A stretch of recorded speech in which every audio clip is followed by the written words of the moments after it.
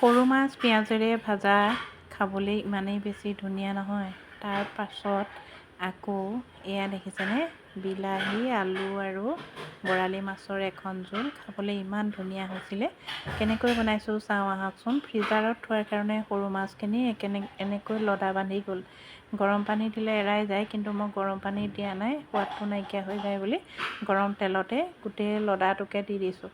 এটা এটাকৈ এৰাই যাব যেতিয়া ভাজিবলৈ ভাল হ'ব। ফ্ৰিজাৰত থ'লে এনেকৈ লাডু বান্ধি যায়, বিশেষকৈ আজিকালি ঠাণ্ডা দিনত আৰু লাডু বান্ধে। কিন্তু ফ্ৰিজাৰত নথ'লেও আকৌ বেয়া হৈ যায় বুলি বেয়া লাগে। ইমান ধুনীয়া ধুনীয়া মাছ নহয়, একদম জীয়া জীয়া মাছ সৰহকৈ আনিছিলে কাৰণে ফ্ৰিজাৰত থ'বলগীয়া হ'ল। তাৰপাছত এয়া ভাজি পেলালোঁ, মচমচীয়াকৈ ভাজিছোঁ। মচমচীয়াকৈ ভাজিলেহে আমাৰ ল'ৰা ছোৱালীয়ে খাই ভাল পায়। এইখিনি মই ধুনীয়াকৈ কাঢ়ি ল'লোঁ। তাৰপাছত ইয়াতে পিঁয়াজ দিবলৈ হ'লে মই পিঁয়াজখিনি বেলেগকৈ মচমচীয়াকৈ ভাজি ইয়াতে ওপৰতে দি দিম, তেওঁলোকে সানি সানি খাব। আৰু এয়া মই পিঁয়াজখিনি ভাজি ইয়াতে একেলগে থৈ দিছোঁ। এয়া ধুনীয়াকৈ চামুচেৰে মিলাই খাই দিব পাৰিব, ইমান ধুনীয়া লাগে নহয়। আপোনালোকে বনাই খাই চাব দেই। তাৰপাছত আলু বিলাহী আৰু বৰালি মাছৰ জোল বনাবলৈ মই প্ৰথমতে আলুখিনি ভাজি ল'লোঁ। ৰঙচুৱাকৈ আলুখিনি ভাজিবলৈ গৰম তেলত এই সৰু মাছ ভজা কেৰাহীটোতে তেলখিনিতে মই আলুখিনি ধুনীয়াকৈ এনেকৈ ৰঙাকৈ ভাজি লৈছোঁ। তাৰপাছত এনেকৈ টিফিন এটালৈ কাঢ়ি লৈছোঁ। তাৰপাছত সেইটো কেৰাহীতে মই ধুনীয়াকৈ কেৰাহীটো অলপ পানীৰে আওখালি লৈ তাতে বৰালি মাছ কেইপিচ এয়া তেলত দি দিছোঁ। তেলটো উতলাই লৈ বৰালি মাছ দিছোঁ। তাৰপাছত ঢাকি দিছোঁ।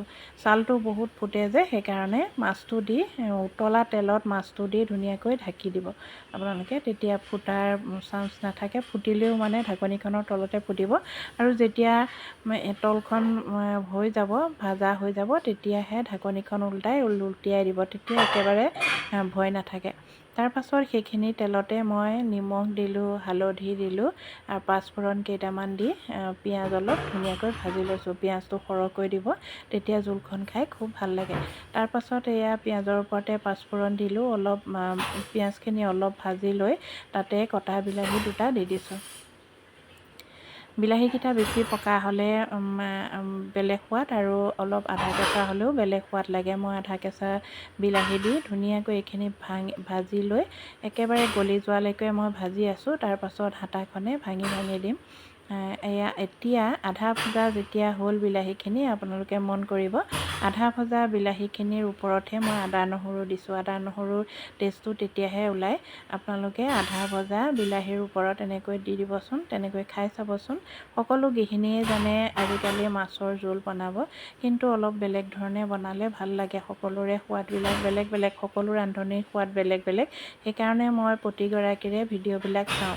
এতিয়া মই ভজা আলুখিনিও তাতে ঢালি দি অলপ সময় ভাজি ল'লোঁ।